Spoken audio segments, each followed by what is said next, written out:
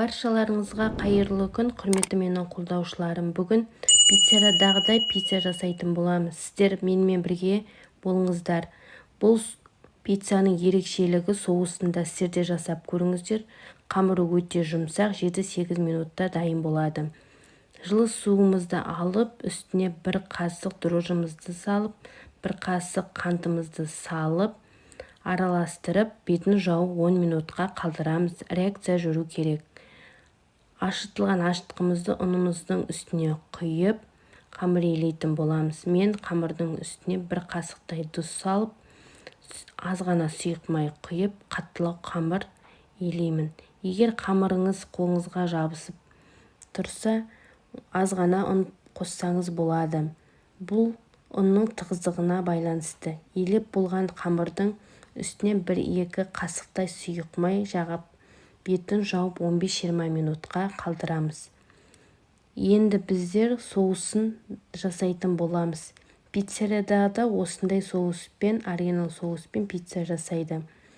Осы соуспен пиццамыз дәмдірек болады. Қызанағымызды алып, менде 3 қызанақ, қабығын ғана тілгілеп, қайнап тұрған суды үстіне құйып, бізге қабығы керек емес, алынуына оңай болу үшін ыссы суды құйып 10 минутқа қалдырамыз. Енді начинкасын дайындайтын боламыз. Сырымызды теркіден өткізіп дайындап қойды. Колбасамызды жұқалап тураймыз. Міне біздің қызанағымыз дайын болды. Пышақтың көмегімен қабығын аршып аламыз.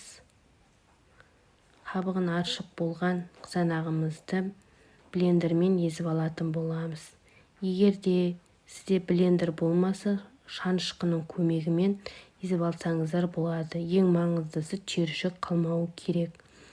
Қай пиццаны пісірсеңіз де осы соуспен пайдалануға кеңес беремін. Өте дәмді болып шығады осы соуспен. Балалардың ең сүйікті, жақсы көретін пиццасы болады.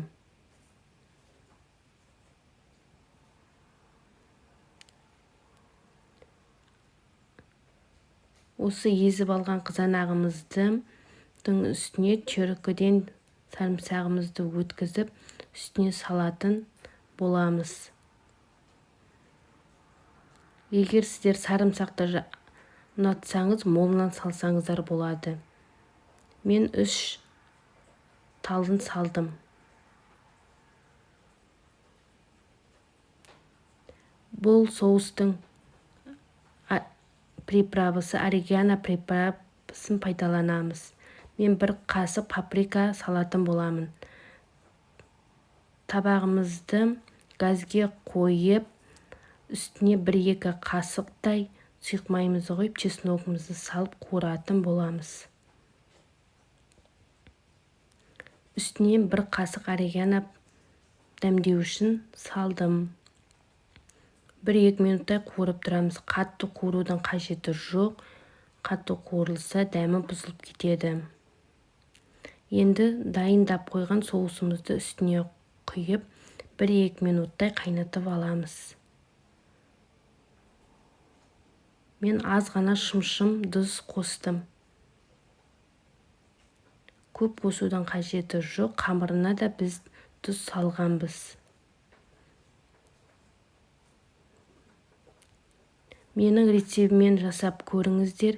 Артық ештеңе қоспай жасасаңыздар, ресторандағыдай пицца болып шығады.